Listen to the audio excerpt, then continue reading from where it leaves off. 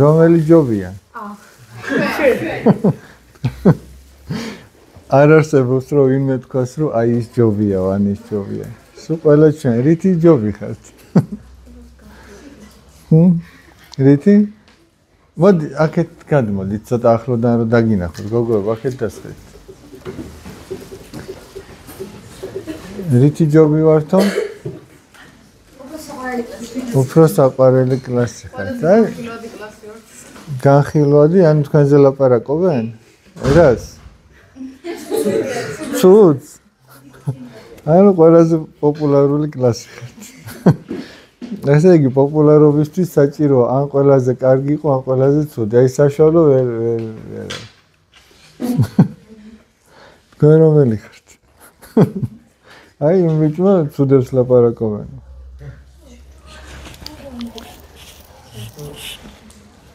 მაგრამ ეხა უყურე, თქვენზე თუ ცუდს აღარ ილაპარაკებენ, მაშინ უფრო ყველაზე განხილვადი კლასი იქნებით. და რატომ?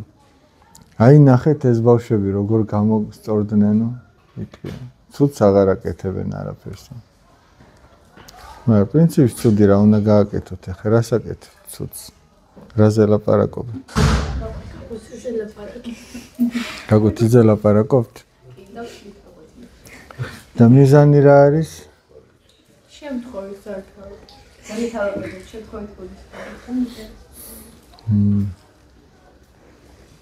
ეხლა წარმოიდგინეთ, რომ ის მასწავლებელი, რომელსაც თქვენ გაკვეთილს უშლით, რომელიმეს დედა იყოს. ესე მოიქცეოდით? არა და ხო ვიღაცის დედაა ის. აი წარმოიდგინეთ. ან დაუშვათ დედა თქვენი სხვა სკოლაში, სხვა კლასში ასწავლიდეს. აი გინდათ რომ ის ბავშვები იქ ვინც არიან, თქვენი თანატოლები ეგრე რომ მოექცნენ. აი უბრალოდ იფიქრეთ, აბა მაგას. თავი დავანებოთ იმას, რომ მასწავლებელი ქვია. თავი დავანებოთ, რომ სკოლა. უბრალოდ იმაზე ვიფიქროთ, რომ აი ჩვენი საყვარელი დედა სადღაც მიდის ბავშვებთან და ის ბავშვები ესე ექცევია. და დედა სახში მოდის რაღაც აი უხასიათოთ მოწყენილი, იმედგაცრუებული, რომ ბავშვებთან უნდა და რაღაცა მიეტანა, რაღაც ესწავლებინა ბავშვებისთვის და აი ესე დათრგუნული მოდის და თქვენ ეს გაგახარებთ. აი მოდი მაგ კუთხით შევხედოთ. აი როგორც ადამიანი ადამიანთან ურთიერთობაში. თავი დაანებოთ იმას, რომ მოსწავლეები ხართ, ის მასწავლებელია, თუ მაინც და მაინც ეს ტერმინები რაღაცის თითქოს უფლებას გაძლევთ, რა ხან მასწავლებელი, მოდი ავდგეთ და გავაბრაზოთ. ოტო ბისმარკი გაგგონიათ? აი ცოტა რომ მოიზდებით შეიძლება გაიგონოთ. ოტო ბისმარკი ეს იყო ადამიანი, რომელმაც გერმანიისთვის ძალიან დიდებული საქმეები აკეთა. და იცი რას ამბობს? ყველა ჩემი წარმატებაო ჩემი სოფლის მასწავლებელს ეკუთვნის. იმიტომ რომ იმას ძალიან დიდი გავლენა აქვს მასწავლებელს. ძალიან ბევრი რამე შეიძლება ადამიანმა მასწავლებლისგან მოისმინოს და გაიგოს. და აი ამ ხრივ რო შეხედავ და საერთოდაც აი სულეუბნები ხოლმე ბავშვებს, სახარებისეული ოქროს წესი ეს არის. როგორც შენ გინდა რომ მოგექცეს ადამიანი, ისე უნდა მოექცეს სხვას. როგორც შენს დას გინდა რომ მოექცეს სხვა, აი ხო ყავთ ბიჭებს, დები ხო ყავთ. აი როგორც შენს დას გინდა რომ მოექცეს სხვა, შენც ისე უნდა მოექცე. აი ქუჩაში რომ გოგონა გაივლის თუ თანაკლასეს თუ ნებისმიერ სადმე წრეზე დადიხარ და იქ გოგონას შეხვდები. თუ შენ არ გინდა რომ შენს დას ვიღაცამ არასწორად შეხედოს, არც შენ არ უნდა შეხედო. ანუ შენ ახლა გულის სიღრმეში ხო ხდები რომ შენ ახლა იქ გადაამეტე. გინდათ შეხედვას, გინდათ ფიქრებს, გინდათ მისადმი დამოკიდებულებას რომ გადაამეტე. ხო გულის სიღრმეში მიხვდი ამას. ხო და გინდა რომ ვინმე გადაამეტოს და შენს დას ესე შეხედოს, შენ შეყვარებულს ეგრე შეხედოს, ხო არ გინდა? ამიტომ არც შენ არ უნდა შეხედო. შენი ღირსება ეგ არის. სხვას მოექცე ისე რომ როგორც შენ გინდა რომ მოგექცნე. და არ გაუკეთო სხვას ისეთი რამე, რაც შენ არ გინდა რომ გაგიკეთოს. ეს შენი ღირსება, როგორც კაცის, აი ხა ბიჭებზეო, როგორც კაცის, ეს შენი ღირსება. ახლა რახან შენი ფიქრები არავინ არ იცის, ადგე და შენს თავს ყველაფრის უფლება მისცე, ეგ არ არის ვაჟკაცობა. ეგ არ არის კეთის სინდისიერება. ხო, ამიტომ თუ გინდა რომ კაცმა ღირსება შეინარჩუნო, ღირსებას ამითი შეინარჩუნო. ხო არის მათემატიკას თავისი ფორმულები აქვს, ხო? რაღაცა განტოლება რო გინდა გამოიყვანო, იმ ფორმულაში ჩასავ და გამოდის და ცხოვრებისეული ფორმულა ეგ არის. თუ გინდა რომ გაიგო, როგორ მოექცე ნებისმიერ ადამიანს, ყველა ამ ფორმულაში ჯდება. ყველას მოექცე ისე, შენ რომ გაგეხარდება რომ მოგექცეს. არავის არ მოექცე ისე, როგორც შენ არ მოგეწონება რომ მოგცევ. შენ თუ ამ ერთ წინადადებას გაითვალისწინებ, აღმოაჩენ რომ როგორ უნდა გააგრძელო ცხოვრება. და ყოველ შემთხვევაში ზოგჯერ შეიძლება ვერ მოიქცე ისე, შენ რომ გაგეხარდებოდა, მაგრამ აღმოაჩენ რომ სადღაც შეგეშალე. და გეცოდინა მაინც რომ რა სად ვერ მოიქეცი ისე როგორც ადამიანს შეშვენის, მით უმეტეს როგორც ქრისტიანს შეშვენის, სად ვერ მოიქეცი და რისი გამოსწორება არის საჭირო. საუბარი ისე დავიწყე, გამარჯვებაც კი ვერ გითხარით წესიერად. და ვერც შეგეკითხეთ, რაზე გვინდოდა რომ გესაუბრო. რაზე ვისაუბროთ? თქვენთვის რა არის უფრო მეტად საინტერესო?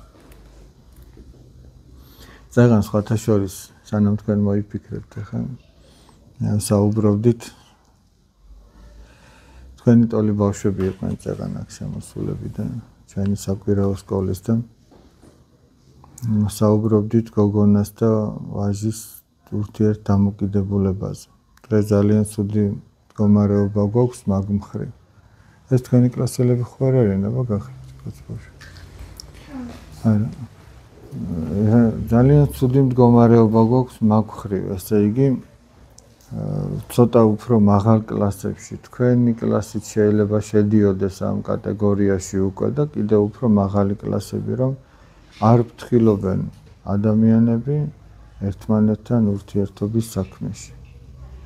ისე იოლად აძლევს, მაგალითად გოგონა იოლად აძლევს ვაჟს უფლებას, რომ ხელი გადახვიოს, რაღაცა იმ ზღვარს გადავიდეს, რაც არ უნდა ირღვეოდეს ამ ასაკში და არც ერთ ასაკში. და მე ესე იგი რამდენის უფლებასაც გოგონა მისცემს ვაჟს, ვაჟიც იმდენს გააკეთებს. ძალით არავინ არაფერს არ გააკეთებს. და ვაჟი ვერაფერს ვერ გააკეთებს, თუ გოგონა ამის უფლებას არ მისცემს. ერთხელ რო კატეგორიულად იუკადრისებს იმას, რაც მართლაც არ არის საკადრებელი, ვაჟი მეორეჯერ ვერ გაბედავს. ამიტომ გოგონებზე ძალიან ბევრია დამოკიდებული და ვაჟმაც არ უნდა აკადროს არავის ისეთი რამე, რაც არ შეშვენის. მან თუ მართლა უყვარს, გოგონას არ უნდა აკადროს. იცი რატო არ უნდა აკადროს? ახლა წარმოიდგინეთ, რამდენი ურთიერთობა ყოფილა, რომ დაოჯახებამდე არ მისულა, შეყვარებულები ყოფილან, სერიოზულად ყვარებიათ ერთმანეთი და შეიძლება დაოჯახებაც დააპირეს, მაგრამ ისინი არ დაქორწინებულან, რაღაცა მოხდა და ისინი ერთად არ არიან. ხო და ვაჟმა უნდა იფიქროს, რომ იქნებ ჩვენ შორისაც ესე მოხდეს. ხო და რატო უნდა გაუფუჭო მე რეპუტაცია იმ ადამიანს, ვინც მე ესე ძალიან მიყვარს. ხო შეიძლება ჩვენ ერთად ცხოვრება ვეღარ გავაგრძელოთ და იმას შეიძლება სხვა შეყვარებული ყავდეს, სხვაზე დაქორწინდეს. ხო და მე რატო უნდა გაუფუჭო საქმე? გოგონამაც ეს უნდა იფიქროს, რომ მე ესე იგი შეიძლება დღეს ამ ვიჩთან მაქვს რაღაცა ურთიერთობა. ურთიერთობაში არ გულისხმობ მაინც და მაინც რაღაცა ფიზიკურად რაღაცა ისეთ სიახლოვეს, რაც არ შეშვენის ჯერ ამ ურთიერთობას და დაუშვათ შეწყდა ეს ურთიერთობა. მე იმისთანა პატარა ქალაქში ჩვენ რო ცხოვრობთ გორში, ქალაქის თავში ფეხი გადაგიბრუნდება და იმ საღამოთიო ქალაქის ბოლოში ყველა მიცის და ახლა წარმოიდგინე, შენ რომელსაც დღეს ერთმა ბიჭმა გადაგხვია ხელი, ხვალ მეორემ ზეგმესამი და ხვალ მეოთხე მოგეწონა, იმა ხო იცი შენ შესახებ უკვე რომ ვერ არის საქმე ჯამთელად. ამიტომ შენთან ურთიერთობისგან ის შეიძლება თავს იკავებდეს. ან თუ მაინც აგრძელებდეს ურთიერთობა, შეიძლება უკვე არა წმინდა მიზნებიც კი ქონდეს. ამიტომ აი ნებისმიერი ურთიერთობა, რასაც ადამიანი წამოიწყებს, უნდა ეცადოს, რომ იმ ურთიერთობიდან გამოვიდეს მშრალად, სუფთად გამოვიდეს. დაუშვათ შეწყდა სადღაც ურთიერთობა, იქ უნდა სუფთად გამოვიდეს. რომ არავის მისკენ თითის გამოშვერა არ შეეძლოს, რომ აი ეს გოგო ნახე, იმ ბიჭთან ერთად იყო. მასწავლებლებო, ყავაზე დაგპატიჟებთ. არა, გოგონებო, არ მოგერიდოთ. ყავა თუ ჩაი? ანა, შენ შინაურულად შეეკითხე, შეიძლება ერიდო.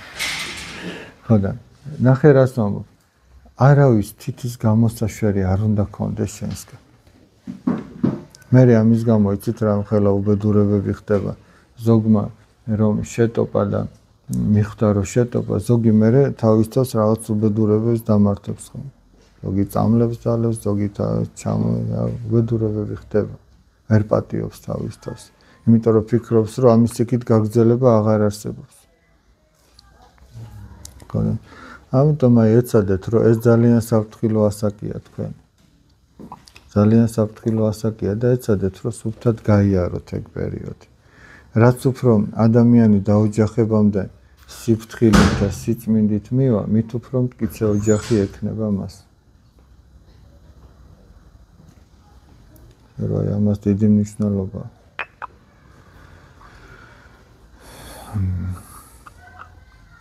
არ უნდა ეცადოს რომ აი როგორ არის ნათქვამი შოთა რუსთაველი რო ამბობს ოდეს ტურფა გაიაფთეს აღარაღის არცა ჩირად. შენ შეიძლება დღეს ვიღაცისთვის ძვირფასი ხარ. აი ახლა ამ შემთხვევაში გოგონებზე ვამბობ. ვიღაცისთვის ძვირფასი ხარ. მაგრამ შენ თუ გაიაფე შენი თავი.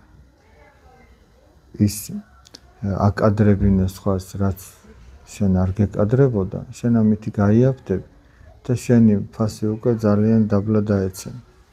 იმას არ ვამბობ, რომ უკადრისი და უკარება იყო და არავის ზედ არ უყურებდა. მაგრამ შენი ადგილი უნდა იცოდე. ვაჟმაც თავისი ადგილი უნდა იცოდეს. დაუშვათ აი თუ სიტყვაზე ეთქვი რომ წამოდი გავისეირნოთ გოგონას ეთქვი ხო და ის უარზია. იმას ხვეწნამუდარა კი არ უნდა დაუწყო. ეგეც შენი ადგილიდან ჩამოსვლას ნიშნავს. უნდა შესთავაზო, უნდა ყურადღება გამოიჩინო. მაგრამ არავითარ შემთხვევაში არავის არ უნდა ეხვეწო არაფრის გამო. ხო. შეიძლება სულაც არ ძალიან, სულაც არ არის მაგის ხასიათზე სიტყვაზე ვამბობ. მაგრამ ზოგჯერ ისეც ხდება, რომ ესე იგი ადამიანი ერთთან კი არა, ორთან და სამთან ცდილობს, რომ ურთიერთობა დაიჭიროს. მე ამ სამიდან რომელიც გამოვა, ხო, კარგი. და ახლა უკვე წინასწარ იცი, რომ შენ იმ სამეულში ხარ, აი გოგონა ხარ და იცი რომ იმ სამეულში ხარ. ან ვაჟი ხარ და იცი რომ გოგონა სამ ბიჭს ერთდროულად ელაპარაკება. ხო საშინელება. იმას არც ერთი არ უყვარს. თქვენი ტოლი ახალგაზრდა შეიძლება ცდილობდეს რომ მაინც და მაინც ვიღაც ყავდეს შეყვარებულად. სამწუხაროდ ხდება ეს და არაერთი. მაგრამ ეს თავის ტკივილის მეც არაფერს არ იწევს. იმიტომ რომ ესეთი ურთიერთობები ძირითადად 2 კვირა 1 თვე, 5 თვე გრძელდებოდეს. ძირითადად არასერიოზული. მე არც სწავლაზე აღარ ფიქრობს ადამიანი. აღარც იმაზე რომ ფიზიკურად განვითარდეს ამა თუ იმ სპორტში თუ რაღაც წრეში ჩაერთოს და რაღაცას მიაღწიოს. არამედ აი ამ დროებითი რაღაცა შეყვარებულობანას თამაშით არის გართული, ნერვების მოშლის მეტი და დაძაბულობის მეტი და ფორიაქის არაფერია სიმშვიდეს კარგავს. ამიტომ აი ჩვენ უნდა ვეცადოთ რომ რაღაცა ამ მხრივ სიფრთხილით ვიყოთ.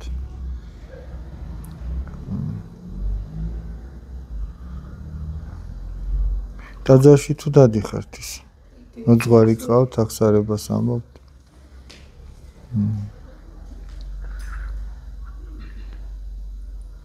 აი ხო იყო პერიოდი რომ არც ახსარებას ამბობდით, არც დადიოდით ტაძარში. რა განსხვავება? მაგალითად ხშირად ეზიარებით ხოლმე?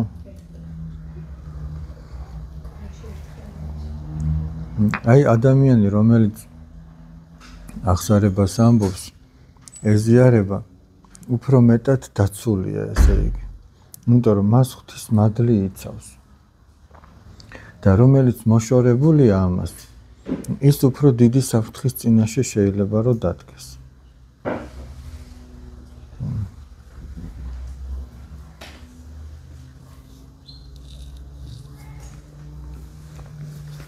აი თქვენ როგორ ფიქრობთ ახლა თქვენი ტოლი ბავშვებისთვის? ესე იგი რა სირთულეები, რა გამოწვევები არსებობს?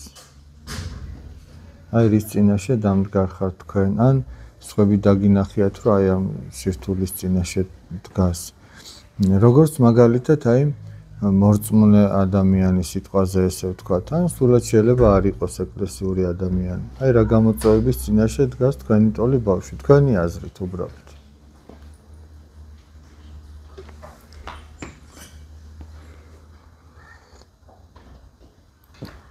თუ გიფიქრიათ ამაზე. თუ გიჭირთ რომ გულწრფელად რამე ვთქვათ. მე ვეცდები რომ ყველაფერი რასაც გეტყვით გულწრფელად გითხრათ. თქვენც ამას უნდა ეცოდოთ. სხვანაირად ჩვენ შორის ის არ შედგება რაც საჭირო. აი რას ფიქრობთ? თქვენზე არ თქვათ, სხვაზე თქვით. შენ რას თქვი? აი რა სირთულეა, თუნდაც სკოლაში. სკოლაში ალბათ უფრო ზოგადად ანუ დაბრკოლება რაღაცა რომელიც თქვათ მე ანუ რაღაცა კედელი ბარიერი რომელიც გვიშლის ხელს თქვათ მე და ეკლესიას დაახლოების გზაზე რა. აი რა ბარიერი შეიძლება იყოს ეგეთი? ანუ ეს შეიძლება იყოს ნებისმიერი თქვათ ცოდვა რომელსაც ანუ სეგმენტლიო ცოდვა მაგრამ ანუ ეს ბრძოლის ეტაპი რა რომ რაღაცას უნდა ძლიერო, ну, ნებისმიერი სხვა რაღაც დაბრკოლება. კიდე მაგალითად შეიძლება. კი ბატონო, შეიძლება ესა თუ ის მიდრეკილება იყოს, მაგრამ ნახე როგორი ამბავია. როდესაც ადამიანი თავის თავში არსებულ იმ მანკიერებას ებრძვის, ეგ უკვე ნიშნავს, რომ ის ქრისტეს ერთგულია. შეიძლება სიტყვაზე ვამბობ, აი მე სიზარმაცის ნება მაქვს თუ მრისხანების თუ სიძუნწის თუ შურის თუ სხვა. მაგრამ მე როდესაც ჩემს თავში ვხედავ ამ ყველაფერს და ამას ვემიჯნები აღსარებაში ვამბობ, ხო? ვნანობ ამას, ვცდილობ გამოვასწორო. მე ქრისტეს ერთგული ვრჩები მაინც. და ვეუბნები უფალო, მე ესეთი ვარ, ესეთი ცუდი ვარ, მაგრამ მე შენი ერთგული ვარ. სხვა არის რომ მე ესე იგი ჩემი გონებითაც ვღალატობდე უფალს და ესე იგი არ ვცდილობდე რომ გამოვასწორო. ახლა მაგალითად რამე სპორტზე თქვენ დადიხართ? აი რა კალათბურთზე დადიხარ, მაგალითად აი რა ფრენბურთზე? აი დაუშვათ აი კალათბურთი, ფრენბურთი ესე იგი ჭიდაობა. ხო არის ხოლმე დაუშვათ ჭიდაობაშიც რომ გუნდურად ხო არის გუნდური შეჯიბრება, ხო არის? ფრენბურთი და კალათბურთი მით უმეტეს. დაუშვათ ახლა ჩვენ ერთ კვირაში გვაქვს შეჯიბრება. და ერთი კვირა გვაქვს კიდე განსაკუთრებით აი მოსამზადებელი პერიოდიდან. მე თუ ყველანაირად ვცდილობ რომ ესე იგი ჯანმრთელობად შევინარჩუნო რომ იმ შეჯიბრისთვის სათყოფნაში ვიყო, ფიზიკურადაც ვემზადები. ბევრი საქმე გადავდე იმისათვის რომ ამ შეჯიბრზე ესე იგი ჯეროვნად გამოვსულიყავი, მაგრამ მაინც არ წამივიდა თამაში. ხო არის რომ ხან არ წაგივა თამაში, მაინც არ გამომივიდა ის ჭიდაობა და დავმარცხდი. როგორ ფიქრობთ, მე ამ დროს ჩემ გუნდს ვღალატობ? არ ვღალატობ, იმიტომ რომ მე ხო ვემზადებოდი, ხო მინდოდა, მაგრამ მოდი მეორე შემთხვევა ვიღოთ. დავუშვათ ერთ კვირაში შეჯიბრი გვაქვს, მაგრამ მე ესე იგი არც დროს ტარება არ დავიკლე, იქ რესტორანშიც ვიყავი, იქ სადღაც ღამეც გავათენე და იქ სადღაც ჩემს ჯანმრთელობასაც არ გავვრთხილდი და დადგა შეჯიბრების დრო და მე ვერავარ შესაბამისად მომზადებული ამ შეჯიბრისთვის და ვერ ვითამაშე კარგად. არის თუ არა ეს ღალატი? ეს ღალატია, იმიტომ რომ მე წინასწარ უკვე ვიცოდი რომ შეჯიბრი იყო და მე ამისთვის არ მოვემზადე. მაგრამ პირველ შემთხვევაში მოვემზადე, მაგრამ მაინც არ გამომივიდა თამაში. მაგას ვამბობ. მე თუ უფლის ერთგული ვარ და ვცდილობ რომ მისი მცნებებით ვიცხოვ, აი რაზეც თავში ვიტყვი. ვცდილობ რომ ყველას ისე მოვექცე, მე რომ გამეხარდებოდა მოვქცეოდნენ, მაგრამ სადღაც არ გამომივიდა. ეგ ქრისტეს ღალატი არ არის. მაგრამ მე თუ წინასწარ ვფიქრობ რომ მოდი ახლა ხო რაღაცას მოვიპარავ, ზეგ ცუდ სიტყვასაც ვიტყვი, სიგარეტსაც მოვწევ, დაუშვათ რაღაცა უწმინდურათაც მოვიქცევი სადღაც და არ ვერიდები ამ ყველაფერს, ეგ უკვე ღალატია. კიდე რა შეიძლება იყოს რა გამოწვევის წინაშე შეიძლება ითქეს თქვენი ტოლი ბავშვი.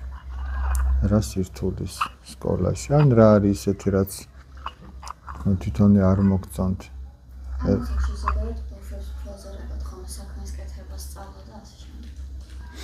აი რისთვის უნდა სწავლობდეს ადამიანი თქვენი აზრით? თავისი მომავლისთვის, ხო?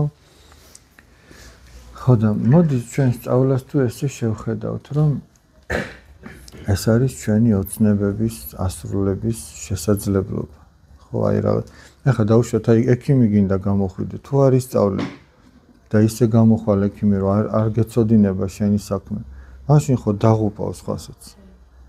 მაშინ ესე იგი, შენ უფრო რისთვის გინდა ის ექიმობა, თუ შენი საქმე გიყვარს, მაშინ უნდა შენ საქმე შემოქმედებითად მიუდგე, ხო მართალია?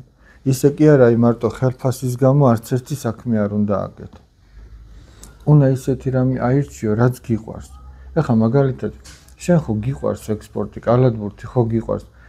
ხო არ ფიქრობ იმაზე, რომ მე იმიტომ ვივარჯიშებ, რომ 10 თუ 15 წელიწადში მე ვიღაცა ხელფასს დამინიშნავს და ამიტომ ამდენი წელი ესე იგი ვითამაშო კალათბურთი. რა საქმეც მოგწონს, გიყვარს იმას რომ აირჩევ შენს პროფესიად, იმასთან შენ შემოქმედებითად მიუდგები. თუ შენ არ გიყვარს მასწავლებლობა და მარტო ხელფასის გამო აირჩევ, შენ ვერ იქნები მასწავლებელი. გესმით რაზე? შენ იქ ვერ იქნები ის მასწავლებელი, ოტო ბისმარკი რო ამბობდა, რომ ჩემი სოფლის მასწავლებელს ეკუთვნისო ჩემი წარმატება. ვერ იქნები. შენ თუ დაუშვათ არ გიყვარს რომ ექიმი იყო და ვიღაცის ჯანმრთელობაზე იზრუნო, შენ იქნები იცი როგორი ექიმი, მოვა პაციენტი შენთან და პირი უნდა ძალით გაგაღებინო, რომ რაღაცა გათქმევინო და ესე უნდა შეხედო, გეზარებოდეს რო აუხსნა. მე ვიცნობ ისეთ ექიმებს, ესე იგი აი რომ დაგიღეჭავენ ყველაფერს. შენ შეიძლება სამედიცინო ტერმინები სულაც არ გესმის, მაგრამ შენ აი მაგალითად კალათბურთელი რომ იყო, მას შეუძლია რომ კალათბურთის ენაზე აგიხსნას შენს ორგანიზმში რა ხდება. გესმის და ხო კარგია ეგეთი ექიმი. და იცი რატო ეგეთი ექიმი? რომ ის თავის საქმეს შემოქმედებითად მიუდგა. და არ მიუდგა მარტო ზოგჯერ შეიძლება ჩვენ გითხრან სამედიცინო ტერმინები თავზე დაგვახვიონ და ვერ გავიგოთ რა გითხრეს. ვერ გავიგოთ, მაგრამ შენ რო ჭიდაობის ტერმინებით გეტყვის, ჩემო მეგობარო, აი ესეა შენს ორგანიზმში ასე ხდება, ეს ამიტოა კარგად, ის იმიტოა ცუდად. შენ მიხვდები, რომ ის ექიმი კი არ არის მარტო, ის უკვე ხელოვანიც არის. იმიტომ რომ თავის საქმეს მიუდგა შემოქმედებითად და შენ გაგაგებინა რა გჭირს და როგორ იზრუნო შენ ჯანმრთელობაზე. და ნებისმიერი ხელობის ადამიანი თუ თავის საქმეს შემოქმედებითად მიუდგა, აი ესე ადვილად შეძლებს რომ სხვას გადასცეს სათქმელი. გესმით რაზე? იმიტომაც შენ რასაც აირჩევ პროფესიად, უნდა ეცადო რომ რაც გიყვარს ის აირჩიო. აი თქვენ რომ დადგებით მაგარჩევანის წინაშე რა აირჩიოთ, რა გზას დაადგეთ, უნდა ეცადოთ რომ ის აირჩიო რაც გიყვარს და იმას მე განავითარებ შენ, შემოქმედებითად მიუდგებ. და უფრო კარგი გამოგივა და მთელი ცხოვრება ის საქმე უნდა აკეთო და რაჯობია ისეთი სამსახური გქონდეს რომ შენთვის მარტო ტანჯვა იქნება და ხელფასიდან ხელფასამდე იმიტომ იშროებ რომ რაღაც ოჯახი არ ჩინო, თუ თან გეყარება ეგ საქმე და სიამოვნებას მოგანიჭებს. ხოჯობია ეგეთი აირჩი. ხო და ამიტომაც უნდა ისწავლო ადამიანმა და ნახე თან მანდ როგორ არის ეტაპობრივად ხო ნელ-ნელა ემატება და დაუშვათ დღეს ერთი გვერდი გაქვს რაღაცა სასწავლო. შენ იმ გვერდს უნდა აჯობო. შენ უნდა დაისახო მიზნად რომ მე თუ ეს ერთი გვერდი ვერ დავძლიე. ხოლ ორი გვერდი რო იქნება, ზეგ სამი გვერდი, იმას დავძლევ და ცხოვრებაში სხვადასხვა გამოწვევის წინაშე რო დავდგები. იმას როგორ დავძლევ, თუ ამ პატარ-პატარას არ შევეჭიდე. აი მაგალითად, გინდა ჭიდაობაში, კალათბურთში, ფრენბურთში თუ ნებისმიერ სპორტში. ჯერ ხო ცოტ-ცოტაობით სწავლობ რაღაცას. ჯერ ერთ ილეთს გასწავლიან, ერთ მოძრაობას, ერთ რაღაცა ტაქტიკურ მონახას თუ რაღაც კომბინაციას რო ასე შეუტიო და ასე ჩააგდო ბურთი კალათში თუ სხვა თუ ფრენბურთში. ის ერთი თუ დაიზარე ის ვერ დაძლია, ვერ აითვისე. მაშინ მეორეც გაგიჭირდება, მერე მესამე და სხვა ვინც თავის თავს აჯობა, ის გაიმარჯვებს, ხომ არ არის? შეჯიბრება ეგ არ არის? აი მაგალითად ამას წინა თუ ყურებდი, რა საოცარი ამბავი იყო, ესე იგი, რა მაგარი ბიჭია, ლაშა ბექაური. როგორ ერთ-ერთ ვარჯიშს უყურე და როგორ თავგანწირვით ვარჯიშობს. აი სრული ამ სიტყვის მნიშვნელობა. თავგანწირვით. აი რო აღარ შეუძლია და იმის იქით რო აკეთებს. და მაგას მაგ წარმატება. ნებისმიერ სფეროში, რაც არ უნდა იყო. გინდა ხელოვანი იყავი, გინდა მეცნიერი იყავი, გინდა სპორტსმენი იყავი. თუ ეგრე თავს არ დადებ და მერე წარმატება მოგინდება, მაშინ თავს იტყუებ. უნდა ბოლომდე დაიხარჯო იმ საქმეში, რასაც აკეთებ. თუ გინდა რომ წარმატებას მიაღწიო. და სკოლის პერიოდი ძალიან კარგია საამისოდ რომ გამოიყენო. იმიტომ უნდა გადადო გვერდზე შენი ეგრეთ წოდებული შეყვარებულობის ამბები ცოტა ხნით უნდა. როგორც მინდა პაისი ათონელი ამბობს, ცოტა ხანი მაცივარში უნდა შეინახო. ეგრე ამბობს. უნდა მაცივარში შეინახო და მიხედო შენ საქმეს. და დადგება ის დრო, როცა უკვე შენ შეგეძლება ეს ყველაფერი. თუმცა ახლა იმასაც ვერ იზამ, რომ ვიღაცა მართლა შეგიყვარდეს და თქვა რომ მოდი 1-3 წლის მერე გავაგრძელოთ ეს ურთიერთობა. თუმცა რაც თავში ვთქვი, იქ უნდა ეცადო, რომ სუფთა და გულწრფელი იყოს ეს ურთიერთობა და არაფერი ზედმეტ.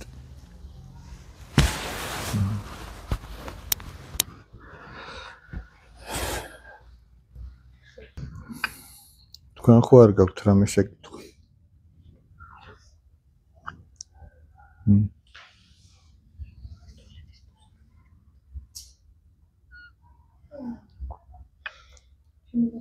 თქვენი მოსვლა თქვენი სურვილი იყო თუ მასწავლებლის? მასწავლებელი რომ თქვენ ზან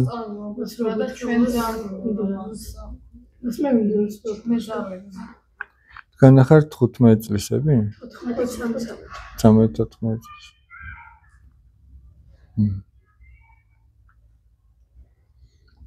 ესე იგი ხშირად აბრაზებთ ხოლმე მასწავლებლებს, ხო? თქვენი ტოლი რო ვიყავით, ჩვენც აბრაზებდით ხოლმე და ეხლა გამიბრუნდა. ბუმერანგი დაბრუნდა. ეხლა ვფიქრობ ხოლმე რომ სკოლაში მეც ხომ ვიწევს, ბავშვებთან დაწყებითებსაც ვასწავლ. გარდა ამისა, რაც აქ ხდება, დაწყებითებს ვასწავლი და რაღაც სირთულე როა ხოლმე ვფიქრობ, რომ აი ეს იმის წანაზღაურება მიდის, რასაც მე ვაფუჭებდი. ეგრეა, სადღაც დაბრუნდება.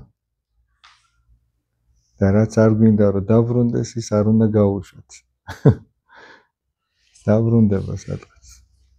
შეიძლება სხვა მხრივ დაბრუნდეს, შეიძლება მასწავლებელი არ იყოთ, მაგრამ არ არსებობს რომ რაღაცა არ დაბრუნდეს. სიკეთეც და ბოროტებაც ეს არის ბუმერანგი, რომელიც აუცილებლად სადღაც დაბრუნდება. პატარაობაში პაპამ ასეთი რამე მომიყვა. მაშინ იყო ხოლმე კოლექტივები, საერთო სამუშაოები იყო ხოლმე. ესე კერძო საკუთრებებში კი არ ქონდათ ბაღები ადამიანებს, იყო ხოლმე კოლექტივის სახელმწიფო ბაღი, იქ შრომობდნენ ხოლმე და კოლექტივის თავმჯდომარე ყოფილა ერთი კაცი. ამ კაცს თურმე, ესე იგი, ძროხა დაუავადმყოფდა. ისე რომ მისი ხორცის ჭამა არ შეიძლებოდა და მოუკვდა ეს ძროხა. ხო და ეხლა ეს კაცი რას ფიქრობდა, ნახე? არც უნდა ისე გადაეგდო. თან უნდა რომ თავისი თანამშრომლები მოემადლიერებინა და დაკლა ეს ძროხა და გააკეთა დიდი სუფრა. და თქვენ როგორ ფიქრობთ, ეხლა ეს თავმჯდომარე თვითონ შეჭამდა? აბა რა შეჭამდა, რომ იცოდა რომ ესე, მაგრამ არ უთქვია სხვებისთვის. არავინ გარდა ამ თავმჯდომარისა არ დაავადებულა. არავინ იქ წარმოიდგინეთ ეხლა. რაც სხვისთვის გააკეთა, ის შეხვდა თვითონაც. ძველ აღთქმაში არის კიდე ერთი ასეთი შემთხვევა. ესთერის წიგნი არის ესეთი ესთერი. საოცარი ადამიანი იყო ეს დედოფალი ესთერი, რომელიც ტყვეობაში მყოფი იუდეველი იყო და ებრაელი და მას ყავდა ბიძა მარდოხაი. იქ მეფემ დედოფალი გაუშვა რაღაც არასწორი საქციელების გამო და დაიარეს მთელ ქვეყანაში, რომ სადედოფლოდ შეერჩიათ ვიღაც და ყველაზე მეტად სწორედ ეს ქალი ესთერი მოეწონა. გახდა დედოფალი. და მოკლედ იქ ესე განვითარდა ამბები, რომ სამეფო კარზე იყო ერთი კაცი, რომელსაც ჰამანი ერქვა. ეს ჰამანი ძალიან ესეთი გოროზი და ამპარტავანი კაცი იყო ყველა, რომ სამეფო კარზე მეორე კაცი იყო ქვეყანაში, ესე რომ ვთქვათ რა. და ყველა თავს მოუხრიდა, თაყვანს სცემდა. მეფე არ იყო ეგეთი, ეს იყო რა. და ის მარდოხაი ამ ესთერის ბიძა არ მოუდრეკდა ამას ქეთს. აი, როდესაც ეს ჰამანი შემოვიდოდა, ფეხზე არც კი წამოდგებოდა. რატო? იმიტომ რომ მან იცოდა, რომ ღმერთის გარდა თაყვანი არავისთვის არ უნდა ეცოდა, რადგან ეს ესეთი ამპარტავანი კაცი იყო, მით უფრო ამას თავსაც კი არ დაუხრიდა. ამის გამო ეს ჰამანი გამწარებული არა მარტო მარდოხაიზე, არამედ მთელ ებრაელებზე და მათი დახოცა უნდათ. ამ მარდოხაისთვის კი რა გააკეთა? ცილი დასწამა მეფესთან და გააკეთა ძელი, ანუ დიდი ბოძი გააკეთა, რომ ეს მარდოხაი უნდა ჩამოეხჩოთ იმ ძელზე. და ერთხელ მოხდა ისევ, რაღაც შეთქმულებას უწყობდნენ მეფეს და ამ მარდოხაიმ გადაარჩინა მეფე. ისე რომ მეფემ ეს არც კი იცოდა, რომ სწორედ ამ მარდოხაის დამსახურება იყო. ერთხელაც მოწყენილი იყო მეფე, დასეირნობდა თავისთვის და გადაშალა მეფეთა მატიანე წიგნი და აღმოაჩინა, რომ ესე იგი, თურმე ვიღაცა მარდოხაის გადაურჩენია მეფე. და ეს კაციო რამე დააჯილდოვეთო? იკითხა და არავის არ დაუჯილდოვებიაო და დაუძახა ამ ჰამანს თავის მსახურს. ესე იგი, მეფეს რო ვინმეს დაჯილდოება უნდოდესო, რა უნდა გააკეთოსო და ამ ჰამანს გონია, რომ ალბათ ჩემზე ამბობს მეფე, ალბათ მე უნდა დამაჯილდოვოს. რა უნდა გააკეთოსო და ერთ დიდ ბედაურზე ცხენზე უნდა შესვასო, მოედანზე, შუა მოედანზე გაიყვანოს მთელი ხალხის დასანახად, სამეფო ტანსაცმელი ჩააცვას და უნდა იძახონ ხალხმა, რომ აი მეფის ვისი დაჯილდოებაც უნდა, აი ასე ექცევაო. ხო და წადიო და მარდოხაისთვის ეგრე გააკეთეო. სულ გაგიჟდა ეს ჰამანი. ხო ეგონა რომ ამას ალბათ ჩემზე ამბობს და თავისთვის ეს ჰამანი ამბობს, რომ აი ესე და ესე უნდა მოექცნენო. ფიქრობს, რომ მე მომექცევიან ესე. ხო და წადიო და მარდოხაის შეშიცხენზე სამეფო ტანსაცმელი ჩააცვი და ეგრე იძახეთ. ხო და საბოლოო ჯამში კი ხა მოკლედ ვიტყვი. ისე განვითარდა მოვლენები, რომ იმ ძელზე მარდოხაისთვის რო გააკეთა, ვინ ჩამოახჩეს, ხო არ იცით? თვითონ ის ჰამანი ჩამოახჩეს. მე ხა უბრალოდ დეტალები აღარ მოვყევი, საინტერესოა თუ წაიკითხავთ და რატო ვამბობ? რაც თავისთვის უნდა და ის სხვას დარჩა ბოლოს. და რაც სხვისთვის ბოროტებას აკეთებდა, რომ ჩამოეხჩო, იმ ძელზე თვითონ აღმოჩნდა ბოლოს ჩამოხჩობი. ისე რომ ცხოვრება ეგრეა. არ დარჩება რაიმე ისეთი პასუხგაუცემელი, ის დაბრუნდება აუცილებლად. ამიტომ ჩვენ უნდა ვეცადოთ, რომ არავისთვის არაფერი მოვიწადინოთ ისეთი, რაც ჩვენთვის არ გვინდა რომ მოხდეს. და ამით ადამიანი იქნება დაცული. იმიტომ რომ თუ ვინმეს გონია რომ დღეს დაიმალა ის საქმე, ხვალ დაიმალა, არ დაიმალება. სადღაც წამოეწევა ადამიანს. არც ის სიკეთე არ დაიმალება. ეგ რაც შეეხება ამ წუთის სოფელში და ადამიანი კიდე მარტო ამ წუთის სოფელში ხო არ არის. ჩვენი სული არ კვდება, ჩვენ გარდავიცვლებით. აი ეს აღდგომის საგალობელში როგორ ვამბობთ, ქრისტე აღსდგა მკვდრეთით, სიკვდილითა, სიკვდილისა დამთრგუნველი და საფლავების შინათა ცხოვრების მინიჭებელი. ქრისტემ თავისი ჯვარცმით სიკვდილი მოკლა. სიკვდილი აღარ არსებობს, ჩვენ გარდავიცვლებით. ახლა მაგალითად აი წმინდა გიორგის ტაძარში ხო ყოფილხართ, აი წმინდა გიორგის ხო გვილოცია წმინდა გიორგის მიმართ. სიტყვაზე წმინდა ნინოს მიმართ, წმინდა ბარბარეს მიმართ, ხო აი წმინდა გრიგოლ ხანძთელის ხატი არის, წმინდა იოსების სიხასტის, ესე იგი წმინდა ალექსი შუშანიასი. წმინდა გიორგი 17 საუკუნის წინ გარდაიცვალა, მოწამეობრივად აღესრულა. ჩვენ როდესაც აი მით უმეტეს ქართველმა კაცმა როგორ შეიყვარა წმინდა გიორგი. წმინდა გიორგის სახელზე აგებული ტაძრები უამრავია, ყველაზე მეტი მის სახელზე აგებული. ხო და თუ არ ჯერა კაცს რომ ის ცოცხალია და თუ ჯერა რომ ის მოკვდა და აღარ არსებობს, როგორ მკვდარს ევედრები? ჩვენ გვჯერა შინაგანად რომ ის ცოცხალი.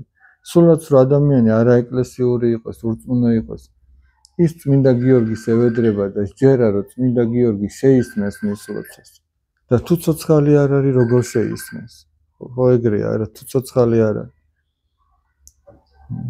ახლა მაგალითისთვის რო ვთქვათ, შენ რო იცი რომ ადამიანს ზინავს, მიხვალ და რაღაცას სთხოვ?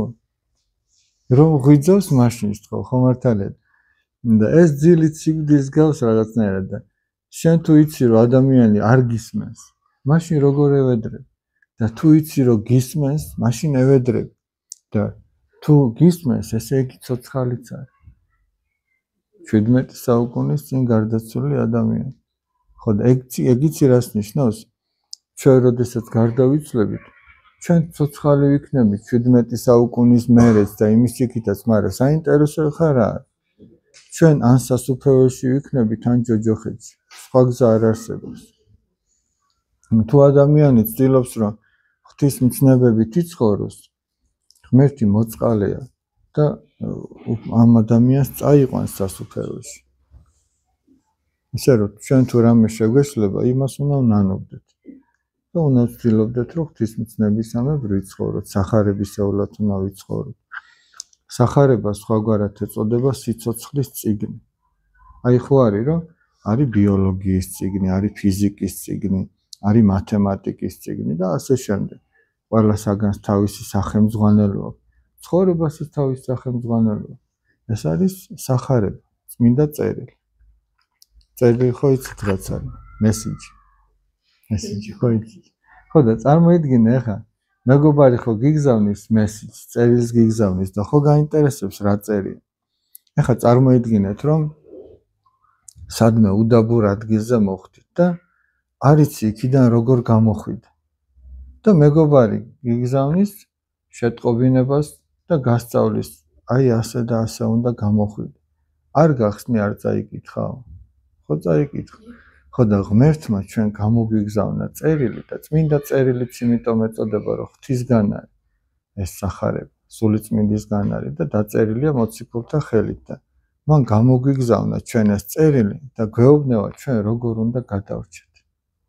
როგორ უნდა გამოვიდეთ აი ამ ჯოჯოხეთიდან და სასუფეველში როგორ უნდა ვიყოთ.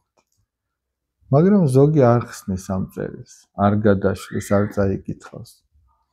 და ვინც კითხულობს და სწამს და მიყვება ამ სიტყვებს, ის ბედნიერებას პოულობს. შინაგანად უკვე ხარობს და მაშინ კი არ ხარობს, რომ გარდაიცვლება, აქვე ხარობს. აქვე უხარი, აქვე იწყება ადამიანისთვის სასუფეველიც, აქვე იწყება ჯოჯოხეთიც. აი ხო განუცდია თქვენ გულს რაღაც ზეთი, რომ აი ან სიკეთეს რო გააკეთებ, ან ვიღაცაზე რო იზრუნებ და შიგნიდან რაღაც სავსე ხარ, გახარებული ხარ. ან ხო ყოფილა რომ რაღაც ისეთი გაგვიკეთებია რომ სინდისი რო ქენჯნის ადამიანს. ხო და სასუფეველიც აქვე იწყება იმ სიხარულის ხრივ და ჯოჯოხეთიც აქვე, იმიტომ რომ შენ სინდისი აქვე გაწოლებს. არჩევანი კი ჩვენზეა. ჩვენს მაგივრად არჩევანს არავინ არ გააკეთებს. უფალს ყველას გადარჩენა უნდა, მაგრამ ყველა არ უღებს თავის გულის კარებს. უფალი კი ამბობს, რომ ყველა ადამიანის გულის კართან დგევა. ეხლა წარმოედგინე, რომ სახლში ვიღაც გიკაკუნებდეს და სახლს სახელური კარებს მხოლოდ შიგნიდან კონდეს, გარედან არ შეეძლოთ რომ გააღვ. შენ თუ შიგნიდან გაუღებ, მაშინ შემოუშვი. უფალიც ესე. უფალს განა არ შეუძლია რომ ადამიანის გულში ესე ჯიქურ შევიდეს ძალით.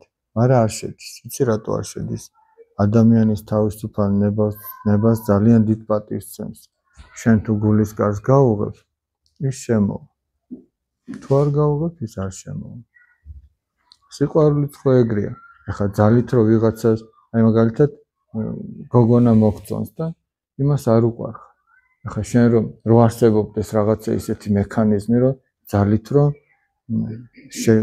შეაყვარო თავი, აი არ უყვარდე, მაგრამ ისე მოგექცეს, ვითომ უყვარხარ, რა გინდა ეგეთი? მომართალი, ან გოგოს რა თუნდა ეგეთი ბიჭის? და ღმერთიც არ აკეთებს იმას, შენ თუ გაუღებ გულის კარს, ის შემოვა და შენ ბედნიერი იქნებ.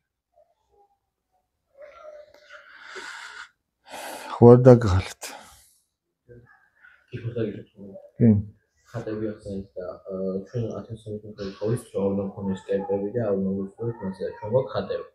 ეხლა ხატები რო კერპები იყოს, წეთაში ჩვენ არ გვექნებოდა, ჩვენ ამბობდა. რა განსხვავებაა ასე ხატს და კერპს შორის? არა. მოდი კერპის განსაზღვრება რა არის, ეგ ვნახოთ. კერპი არის ყველაფერი ის, რაც ჩვენსა და ღმერთს შორის დგება და ჩვენგან თაყვანისცემას მოითხოვს, როგორც ღმერთისადმი თაყვანისცემას. ანუ კერპი ჩვენ გვეუბნება, რომ მე მეცით თაყვანი, ღმერთს კი არა. მე ვარ აქ თავარი და მე მეცით თაყვანი. ხატი ამას არ ამბობს. ხატს, როდესაც ჩვენ თაყვანს ვცემთ, ჩვენ თაყვანს ვცემთ, დავუშვათ აი მაცხოვრის ხატია. ჩვენი მსაღებავს და აი მაცხოვრის ხატი, ხო? დიდი მღვდელმთავარი ასე აწერი. როდესაც მას თაყვანს ვცემთ, ჩვენ თავად იესო ქრისტეს ვცემთ თაყვანს. ჩვენი ამ ხატისადმი თაყვანისცემა ნიშნავს ღვთისადმი თაყვანისცემას. ამა თუ იმ წმინდანისადმი თაყვანისცემას, ღვთისადმი თაყვანისცემას ნიშნავს და რატო? დავუშვათ აი იგივე წმინდა გიორგი რო ახსენე. ჩვენ წმინდა გიორგის იმიტომ ვცემთ თაყვანს, რომ წმინდა გიორგი ქრისტეს გულისთვის აღესრულა მოწამეობრივად. წმინდა ბასილი დიდის ხატია. წმინდა ბასილი დიდმა, ასეც მე-4 საუკუნეში იყო, სწორედ ქრისტეს გულისთვის იღვაწა. მისთვის დაშვრა, მისთვის იწალა და მსოფლიო მამად და მასწავლებლად ითვლება. ჩვენ როდესაც მას თაყვანს ვცემთ, ამითი თავად უფალს მივაგებთ თაყვანს, იმიტომ ეს მისი წმინდანია. ყველა წმინდა ღვთისმშობელს რო ვცემთ თაყვანს, იქაც იგივე. ჩვენი თაყვანისცემა ნებისმიერი ხატისადმი ღვთის თაყვანისცემამდე აიწევა. მის თაყვანისცემას ნიშნავს. და ასე რომ ჩვენსა და ღმერთს შორის არაფერი არ დგება. არაფერი არც ერთი ხატი არ მოითხოვს ჩვენგან თაყვანისცემას, ისე რომ ჩვენ ღმერთი დავივიწყოთ. იმიტომ რომ ყველა ხატის თაყვანისცემი ჩვენ თავად ღმერთს ვეთაყვანებით. ეხლა სიტყვაზე ვამბობ, აი შენი დედის სურათი რომ ძირს დავარდეს და ვიღაცამ რო ფეხით გადაიაროს. შენ ამას არ ჩათვლი და რაი რო იცოდეს ეს დედა შენი სურათი და ვიღაცამ ფეხით დააბიჯოს. შენ ახლა რა ეს დედის შეურაცხყოფა არ იქნება? აბა წარმოიდგინე. ხო და არა და ის რა არის? ფოტოა, ქაღალდია, საღებავები. მაგრამ ახლა ჩვენ აი ვიღაცამ რო ამის გამო გამოთქვას პროტესტი და მოკლედ ბუნტი მოაწყოს რას აი ესე იგი აჯანყდეს შინაგანად რა ამის გამო პროტესტი გამოთქვას როგორ ბედავთ ამასო და ჩემი სწორად ფეხი დააბიჯა. ახლა ვინმე ჩაუთვლის იმათ რომ აი საღებავის და ფუცლის გამო ბრაზობს ეს ადამიანი? ხო, მაგას არავინ არ იტყვის. ეს ხო დედის შეურაცხყოფაა და იმიტომ და ხატებიც ესე. ხატის შეურაცხყოფა თავად იმ წმინდანისადმი შეურაცხყოფას გულისხმობს. ხატის თაყვანისცემა სწორედ იმ წმინდანისადმი თაყვანისცემას და საბოლოო ჯამში ღვთისადმი თაყვანისცემას გულისხმობს. მაგრამ კერპის შემთხვევაში სხვა არის. კერპი გეუბნება, რომ ღმერთი არ არის, მე მეცი თაყვანი. ხატებიც ესე იგი პირველი ქერუბიმები სწორედ ძველი აღთქმიდან მოდის. თავად უფალმა უთხრა, როგორ უნდა გამოესახათ ეს ანგელოზები. ისაც ღვთისგან არის.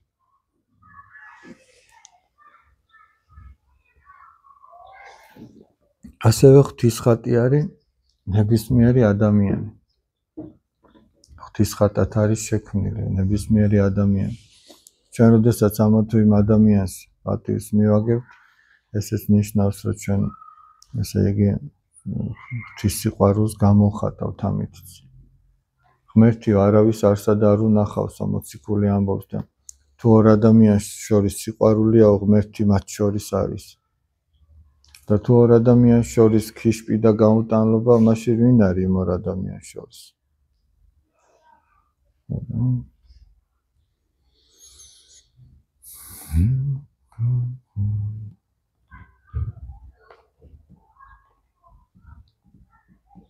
ქალბატონ ირმას მე-9 კლასი ყავს? თუ მე-9 კლასი. რამდენჯერმე შევხვდით იმ ბავშვს, კარგი ბავშვები არის.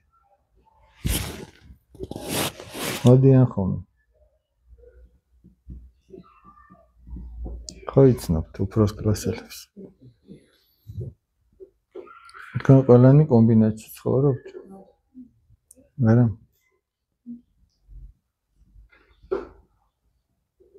ჩემი მეუღლე სწავლობდა ხოლმე აქ სკოლაში.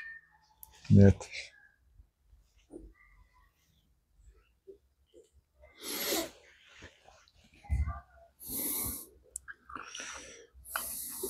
სხვა რა ვთქვათ, აბა? რაზე ვილაპარაკოთ? კიდე ერთი რაღაც უნდა გითხრათ. აბა? ზურაბსკი არის ვითარებდა მუსიკაზე და მეგროკიში ეკლესიაში მიდავდა. ძალიან კარგი. მამა ათანასე, მე და მამა ათანასე პატარაობიდან მეგობრები ვართ. ძალიან ძვირფასი მეგობარია მამა ათანასე. დაუჯერე ხომ. და კარგ რაღაცებს გასწავლის.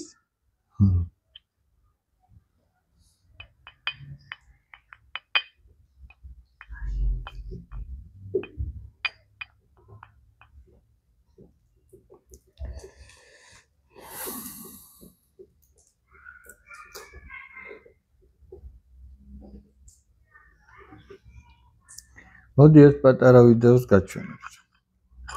ჩვენ აქ ვაწყობთ ხოლმე ბანაკებს. ბანაკიც თქოს რაც 5 დღიანი ბანაკები არის ხოლმე. ხან აქ ხდება ხოლმე, ხან ბაკურიანში, ხან ბოშურში, იყო ატენშიც. და ერთ-ერთი ბოლო ვიდეო რაც არის, ზოგადად რო წარმოდგენა შეგექმნათ რაზეა ლაპარაკი. იქ ბავშვებს ტელეფონები არ აქვთ ხოლმე თან. ეს არის ერთი დადებითი მხარე კიდე, რომ ბავშვებმა ერთმანეთი უკეთ გაიცნო. ეხლა მაგალითად თქვენ რო სკოლაში არც ერთ ტელეფონი არ გქონდეთ, ერთმანეთს უფრო უკეთესად გაიცნობთ. მაგრამ დღეს შეიძლება ეს არ მოხდეს. იმდენად ვართ მიჯაჭვული აი ამ ეკრანებს, რომ შეიძლება ეს ძალიან გაჭირდეს. კიდე ამ ბანაკის თავისებურება ის იყო, რომ ეს უტელეფონობა ყველა ბანაკის თავისებურება. ამ ბოლო ბანაკისა ის იყო, რომ ბოლო ორი ბანაკის რომ ბავშვები თავისი ხელით აკეთებდნენ საჭმელს. ჩვენ მშობლებს თხოვეთ, რომ არ ჩარეულიყვნენ საჭმლის გაკეთების საქმეში და აი თქვენი ტოლი ბავშვები, ზოგი პატარა, ზოგი ცოტა დიდიც, თვითონ ამზადებდნენ, გუნდებად იყვნენ დაყოფილები და ცოტა ადრე დგებოდნენ იმისთვის, რომ სხვებისთვის საჭმელი გაეკეთებინათ, სუფრა გაეშალათ, მერე აელაგებინათ და აერეცხათ რაღაცა. მერე ოჯახებშიც გამოადგებათ. ნახოთ აბა, თუ არ დაგღლით.